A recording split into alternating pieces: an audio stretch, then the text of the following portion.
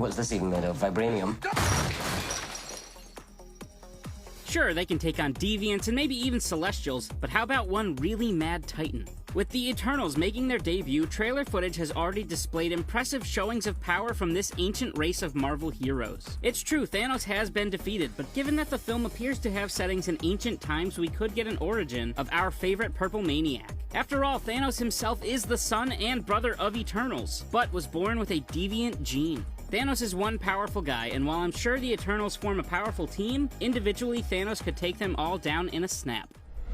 So, Thanos is an Eternal, you say? Why yes indeed, the Titan who entered all of our lives with a cheeky grin back in 2012 has direct connections to Marvel's Eternals. In order to understand Thanos, it is first important to know who could have possibly created this genocidal lunatic. As confirmed by the Red Skull in Infinity War, Thanos is following his comic roots as the son of Alars. Alars and his brother Zuras were created 1 million years ago by the Celestials to be sons of the Eternal Kronos. He was a scientist, and after the death of Kronos, the majority of the remaining Eternals turned to Zuras as their leader. This was mostly due to a schism between the two brothers. Zuras believed the Eternals should follow their assignment of passive observation, while Alars saw the potential for expansion of the Eternal race through technological and biological reproduction. Due to their differences, Zuras remained on Earth, while Alars was allowed to settle a colony of Eternals on, you guessed it, Titan. There, Alars allowed the Eternal Society to grow. He met the Eternal Susan, and together they gave birth to 2 children, Eros and Thanos. The MCU may already offer proof that Alars was wrong. Due to their naturally long life, the reproduction of the Eternals likely led to their population growing out of control, with the scarcity of resources leading to their demise. This led to Thanos' power-hungry rage across the galaxy that would cause half of the population to be snapped into dust. While many of the Eternals appear as normal human beings, however, Thanos is obviously a large purple alien. This is because he was born with something called the deviant gene. The deviants were another race created by the Celestials, but appeared as grotesque creatures, and often served as antagonists to the Eternals. Thanos' appearance, and possibly his somewhat deformed mental state, is due to the fact that Thanos was born with part of this deviant gene, essentially a mutant compared to his parents and brother. So while our main Eternals were on Earth observing, Thanos was being raised on Titan, watching it fall, and began his quest for the Infinity Stones, culminating in the ultimate endgame. It is probably a good thing too, since individually Thanos could destroy most of his Eternal cousins had they chosen to interfere.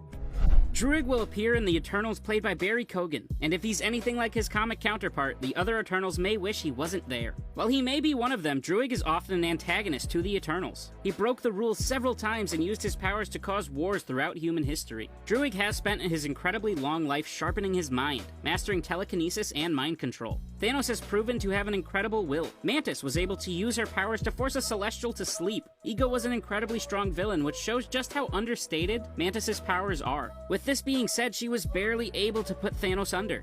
He was still in a half-awakened state and needed to be restrained by several heroes. This tells me that Thanos will be able to resist any mind control that Druig can come up with. That, plus the fact that Druig would probably rather join Thanos than fight him, easily gives Thanos the edge. Sprite is a very mischievous Eternal. Though Sprite appears as a child and will be played by Leah McHugh in the Eternals, they still have lived for millions of years. Sprite, however, is a fan of mischief, and her past schemes will likely have caused the curse that forces her to remain a child. She is a master of illusion, and while she possesses all of the powers of the Eternals, she mostly likes to use them for practical jokes. If Sprite came face to face with Thanos, well, we have already seen what happens to a god of mischief when he crosses the Mad Titan. Phastos is one of the smartest Eternals in existence. He is most well known for his ability to create advanced inventions and weaponry. Brian Tyree Henry will be playing the character and seems to be more of a homebody, akin to his comic counterpart, continuing to increase his mind over his body. Thanos certainly has powerful weapons on his side, and while Phastos may be able to outsmart him, his fighting ability is likely nowhere near the Mad Titan. Ajax for years in the comics was nothing special of an Eternal. He had all the Eternal powers, but never really tried to hone them like his fellow Eternals. For the film, Salma Hayek will take over the role, and it appears as though Ajax will be morphed into the Nick Fury equivalent of the Eternals. While it seems she will be a strong leader and likely bring the team together, Thanos probably outmatches her pound for pound in every way. Kingo is most known as the Eternal who developed a film career. In the film, he will be played by Kumail Nanjiani and will be undercover as a Bollywood film star. He spent most of his life training to be a strong fighter, but did this while foregoing his Eternal powers. So while his skills are great, he has spent a very long time ignoring his Eternal side, even to this day. This easily gives Thanos the edge, for even if Kingo was to use his powers in a fight with the Mad Titan, it would basically be his first time in a million years. Makari's past is not one of significant power. While his speed was one of the best among the Eternals and often found him confused with the god Hermes and Mercury, Makari's significance lies in him being chosen to be the communicator with the dreaming Celestial. Lauren Ridloff will be taking over the role of the next great MCU speedster.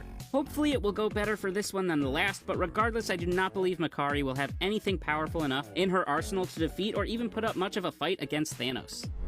Cersei is more of a lover than a fighter and has been for 1,000,000 years. She has had significant relationships with several historical figures like Alexander the Great. It appears that Gemma Chan will form a love triangle between the Black Knight and Icarus in the film. While Cersei is a wise and compassionate soul, she has often avoided conflict, meaning her powers are nowhere near as developed as her fellow Eternals. Unless she can convince Thanos that she is Mistress Death and woo him to her side, which I actually wouldn't be surprised if she was able to do, then Thanos takes this one hands down. I believe there are 3 Eternals that could give Thanos a run for his money in a one-on-one fight. The first of these is Gilgamesh. Don Lee will take over the role of the physically strongest living Eternal. He can lift more than double the amount of the next strongest Eternal. A punch from Sprite might knock down a brick wall, while a punch from Gilgamesh could knock over a skyscraper. All this being said, he may be able to take on Thanos, but we have seen what Thanos can do with the likes of the Hulk, and even Captain Marvel when he was able to take on the both of them. Thanos has a slightly sharper wit and the strength to back it up in a fight with Gilgamesh. Icarus is another extremely powerful Eternal. He may be one of the best all around in terms of his powers, since he has spent 1,000,000 years refining them. He has a long history of leadership in the comics, and Richard Madden will likely be avoiding any red weddings this go around. He is likely the best at using energy manipulation to create concussive blasts, as seen in trailer footage. However, we have seen Thanos take full blasts from the likes of Tony and Captain Marvel and keep going. Thanos likely edges this fight out just barely based on his superior strength. Athena is possibly the greatest warrior in the Eternals and could give Thanos the biggest challenge. Angelina Jolie will be portraying the character and has already shown in trailers that she is extremely proficient with weapons and a tactical fighter. She is often a loose cannon in the comics, but given that she can produce weapons from thin air using her psionic ability and has spent 1,000,000 years learning to use those, this may be Thanos' toughest fight. This would truly be an evenly matched duel, and may be the one that Thanos loses.